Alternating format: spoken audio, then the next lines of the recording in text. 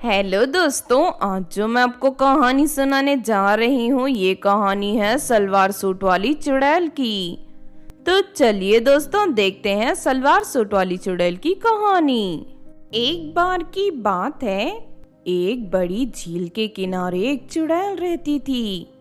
वो चुड़ैल सलवार सूट पहनती थी, इसीलिए सभी लोग उसे सलवार सूट वाली चुड़ैल कहते थे।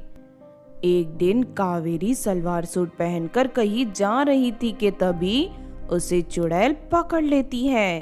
तेरी हिम्मत कैसे हुई सलवार सूट पहनकर घूमने की? मुझे सलवार सूट पहनने वाली लड़कियां बिल्कुल पसंद नहीं है।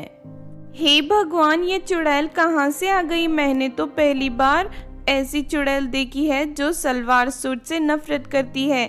देखिए चुड़ैल जी, आप तो एक चुड़ैल हैं, आपको सलवार सूट से क्या लेना देना?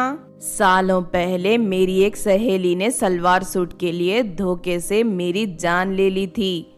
तब से मैं सलवार सूट पहनने वाली लड़कियों से नफरत करती हूँ। लेकिन चुड़ैल जी, इसमें मेरी क्या गलती है? आप मुझे छोड़ दीजिए। नहीं, मैं तुझे नहीं छोड़ूंगी। मेरे अंदर सलवार सूट वाली लड़कियों के लिए बहुत ज्यादा गुस्सा है। उसके बाद वो चुड़ैल कावेरी की दोनों आंखें निकालकर उसे अंधी करके वहां से भाग जाती है। इस तरह वो चुड़ैल सलवार सूट पहनने वाली लड़कियों को बदसूरत बनाकर अपना गुस्सा उतारती थी। फिर एक दिन नयनतारा अपनी दो सहेलियों के साथ बाजार से शॉपिंग करके लौट रही थी।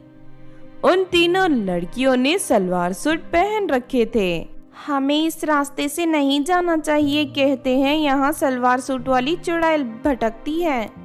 तू नए जमाने की लड़की होकर चुड़ैल से डरती है? मुझे देख, मैं किसी चुड़ैल से नहीं डरती, और वैसे भी अगर कोई चुड़ैल आ गई तो मैं उसे दो चांटा लगाकर यहाँ से भगा दूंगी। इतना कहकर नयनतारा हंसने लगती है, लेकिन तभी अचानक उसके सामने चुड़ैल आकर खड़ी हो जाती है। क्यों रे लड़की, तू मुझे चांटा मारने वाली है? मैं तेरे सामने खड़ी हूँ, अगर तुझ में हिम्मत है तो मुझे चांटा मार के दिखा। ये सुनते ही नयनतारा की सिट्टी पिट्टी गुल हो जाती है। नहीं नहीं चुड़ैल जी, मैं तो मजाक कर रही थी। मुझे नहीं पता था कि आप सच में यहाँ आ जाओगी। मुझे माफ कर दीजिए, मैं दोबारा कभी आपका मजाक नहीं उड़ाऊंगी। माफी का शब्द मेरी डिक्शनरी में नहीं है।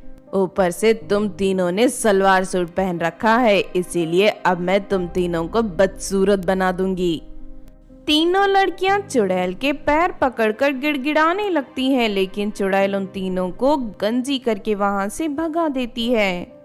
इस तरह चारों तरफ सलवार सूट वाली चुड़ैल का खौफ फैला जाता है। वहीं पास में पंखुड़ी नाम की एक लड़की सलवार सूट बेचने की दुकान चलाती थी। धीरे धीरे चुड़ैल के डर से लड़कियां पंखुड़ी की दुकान से सलवार सूट खरीदना बंद कर देती हैं। अरे नहीं, ये क्या हो रहा है? सलवार सूट वाली चुड़ैल के डर से सभी लड़कियां सलवार सूट पहनना बंद कर दिया है।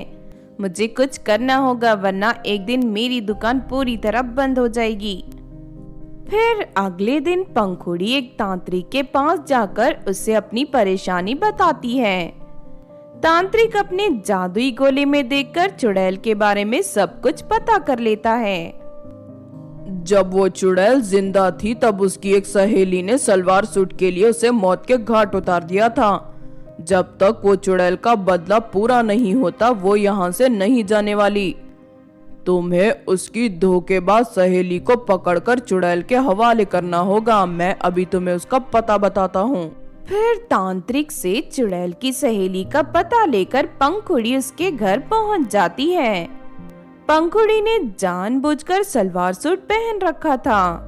वो चुड़ैल की सहेली को किसी बहाने से जंगल की तरफ ले जाती है। थोड़ी दूर चलने के बाद चुड़ैल उन दोनों के सामने आ जाती है। फिर चुड़ैल अपनी सहेली का गला पकड़ लेती है। मैं तुझे कितने सालों से ढूंढ रही थी, आखिरकार आज तू मुझे मिल ही गई। अरे नहीं, मुझे माफ कर दो, प्लीज मुझे माफ कर दो, मैं तो तुम्हारी सहेली हूँ। तेरे जैसी धोखेबाज सहेली की वजह से आज मैं चुड़ैल बनकर भटक रही हूँ। अब मैं तुझे मार कर अपना बदला पूरा करूंगी। उसके बाद चुड़ैल अपने हाथों से अपनी सहेली का गला काटकर उसे मार देती है। तुम्हारा बहुत बहुत शुक्रिया लड़की, तुमने इस धोखेबाज को यहाँ लाकर मेरा बदला पूरा करवाया है। आज के बाद किसी भी लड़की को डरने की जरूरत नहीं है। अब मैं यहाँ से जा रही हूँ हमेशा के लिए दूर। इतना कहते ही वो चुड़ैल वहाँ से गायब हो जाती है। उस दिन के बाद से चुड़ैल का खौफ पूरी तरह खत्म हो जाता है और सभी लड़कियां फिर से सलवार सूट पहनना शुरू कर देती हैं, जिस वजह से पंखुड़ी की दुकान फिर से चल पड़ती है। तो आपने देखा दोस्तों सलवार सूट वाली चुड़ैल की कहानी।